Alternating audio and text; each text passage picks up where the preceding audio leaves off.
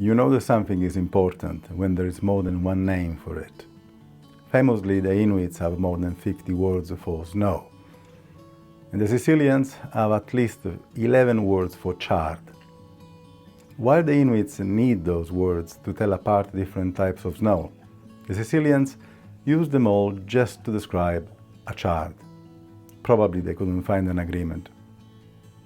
These chards over here have been soldering on for the last 3 months, but it's now winter, and it's about time to give them a proper send-off. What would a Sicilian do with the last of the chards? I don't know. This old Sicilian is going to make a traditional scacciata, which could be described as a pizza pie for special occasions.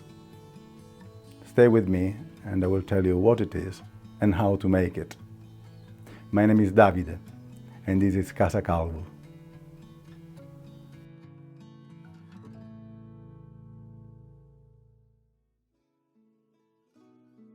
The east coast of Sicily is a land of plenty, where winters are mild, the land is incredibly fertile and there is an astounding biodiversity. The cuisine is also very diverse, because the Sicilians not only can't agree on what to call their food, but they can't even agree on how to cook it. Today's video is about one of the many types of Sicilian stuffed bread.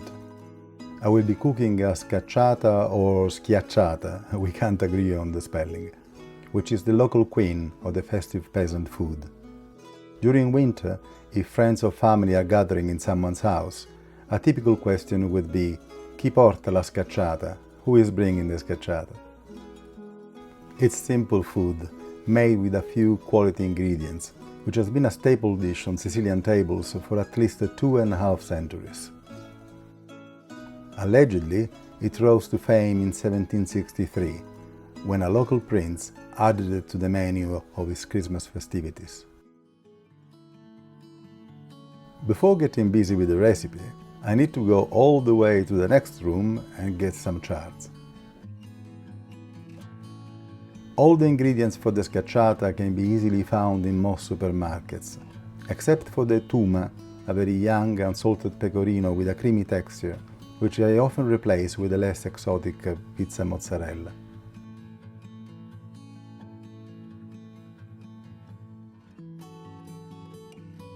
First, chop both garlic and chards in small pieces.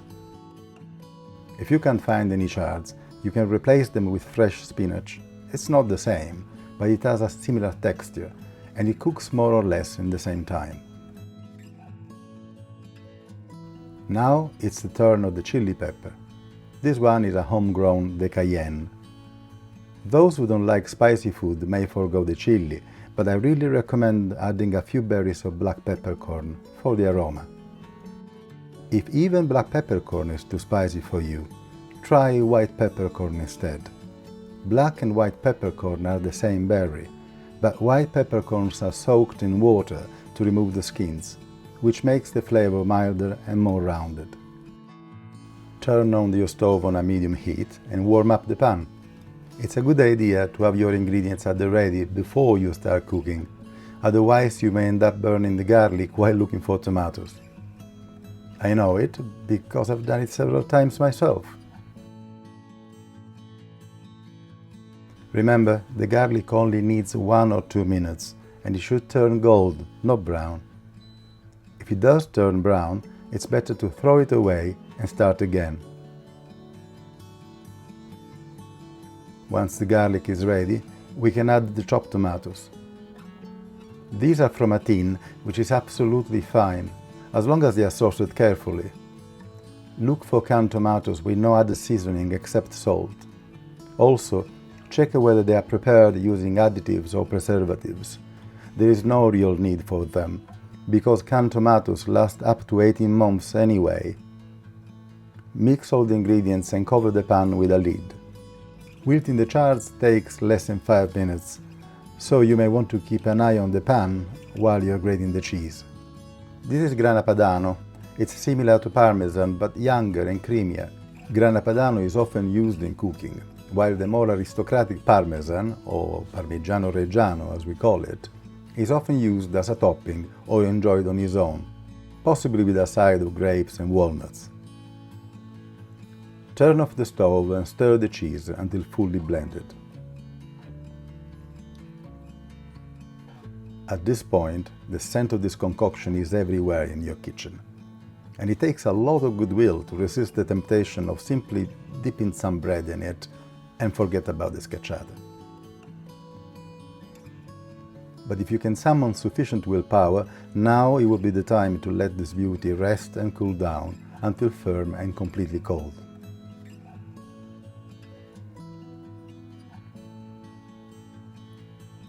Cut your pizza mozzarella, or if you are lucky, your tuna, into relatively thin slices of about 3 or 4 millimeters.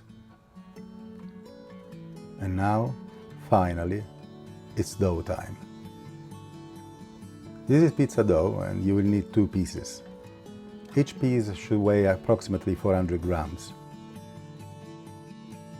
I make my own, but you can buy ready pizza dough in most supermarkets, and conveniently they often come in a 400-gram pack.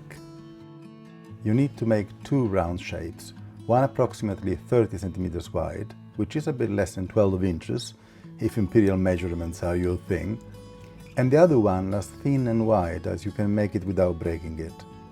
The first one is the bottom of your pie, the second one will be the top. Place the thicker and smaller disc on your tray. I line the tray with baking paper, but next time I will simply oil it. It's easier. Use your fingers to spread the dough, so that it touches the rim of the tray. Then start filling the scacciata. The first layer should always be the driest ingredient, in this case the pizza mozzarella.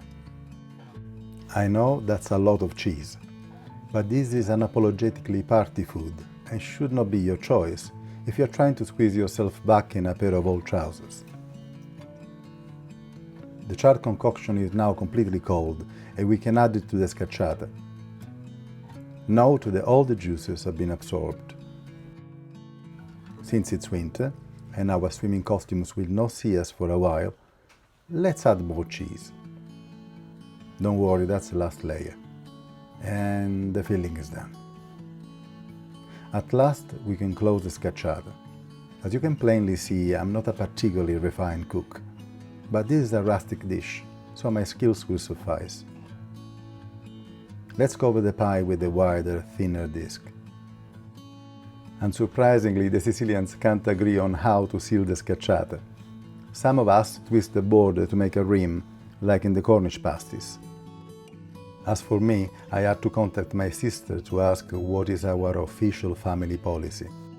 Apparently, we tuck in the dough as if we were making a bed. The scacciata is now almost ready.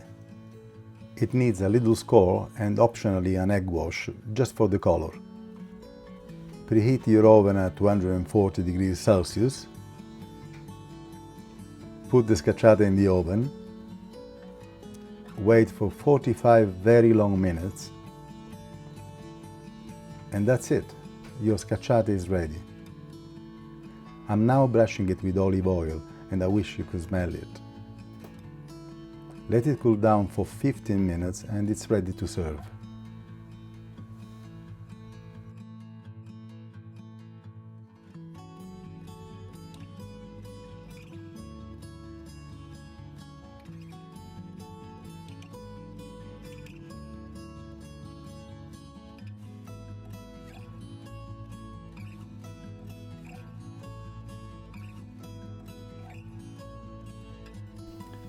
It's a beauty, if I can say so myself. No, I'm not going to eat it on camera, because I've known these chards and even the chili pepper from seeds. So the least I can do is to pay them my full attention, to be in the moment while I'm eating them. I hope you'll soon make your own scacciata, and I hope you will enjoy it as much as I do. And if you do, perhaps you may want to subscribe to this channel. There are more videos to come.